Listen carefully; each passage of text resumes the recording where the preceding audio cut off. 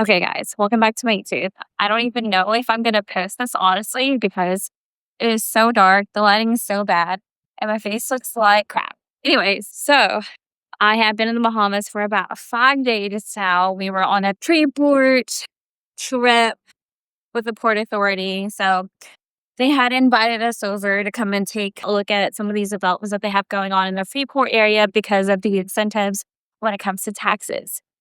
So, what I tell you, it has been a completely hot mess. And what I mean by that is, let's just start with day one. So, day one of our whole entire shenanigan trip, we come in from Charlotte. So, I flew out of Knoxville, then flew into Charlotte to catch my connecting flight. And once we get through customs and immigrations, you have to fill out this sheet of paper saying what your intentions are there for. So whether it's just business or vacation, what were you there for? So anyways, I mark business that it would be for business. Well, that's what the whole trip was for. It was for business. So anyways, I marked it for business. I get to the little window where the lady is, and she says, "You're coming here for business?" I said, "Yes, ma'am, I am," all proud. So she's like, "Yeah, so whoever you're with, and they should be receiving you. So they should have been at the airport. They should have gotten a taxi for us, drove us to wherever we need to be, hotel, wherever. But they didn't do any of that. And so it's been a hot mess from the start. And I cannot tell you just how much shock I think my body initially went through, because all I could think about was, oh, great, I'm getting deported back home instead of a nice marketing listing contract overseas.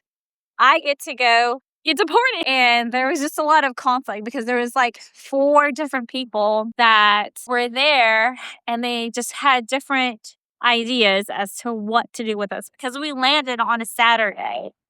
And so one tall lady was like, "Oh, just send it back to Miami." I'm like, "Miami? I'm from Miami. I came from Charlotte.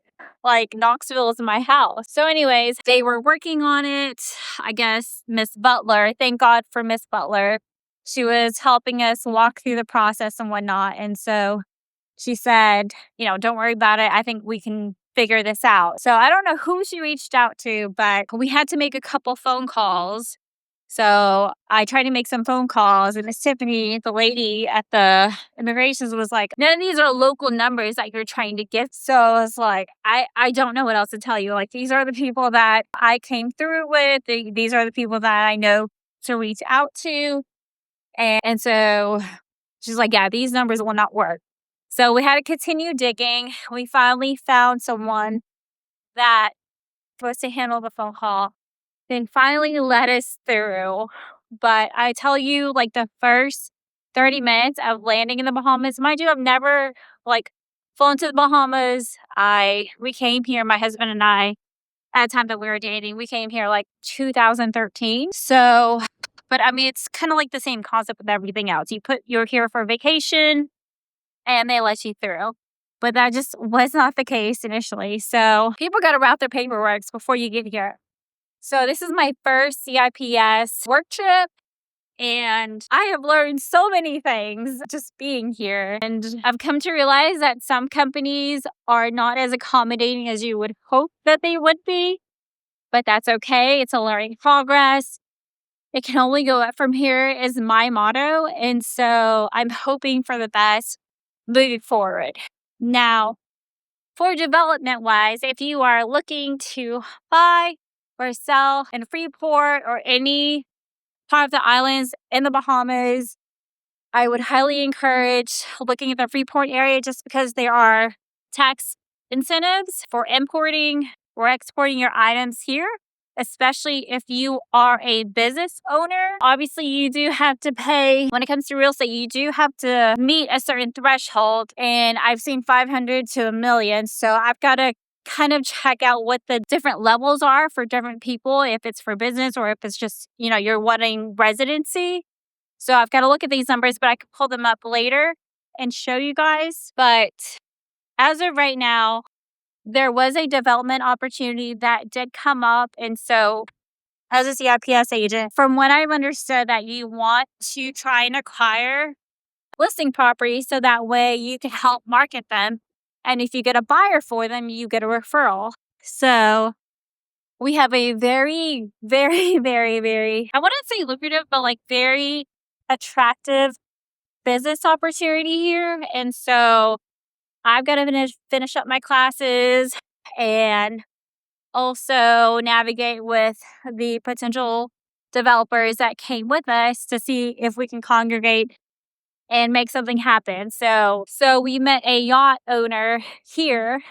I don't think it was intended for us to actually meet the owner, but he just so happened to be there and we were just at the right place at the right time. And so he shared a lot of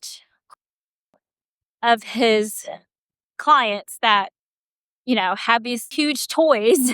These yachts are costing $6 million and these are just toys to them at the end of the day. So it's very exciting, but there is an opportunity for development there.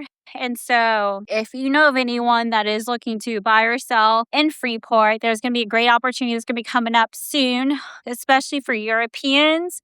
We are going to try to accommodate for visa residency here as well for Europeans.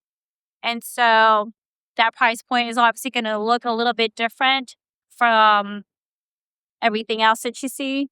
So very excited about that, but I just wanted to share my first CIPS tour with you guys. So if you have any questions, my name is Checchin with Crye Realty and looking forward to hopefully doing business together worldwide. Bye.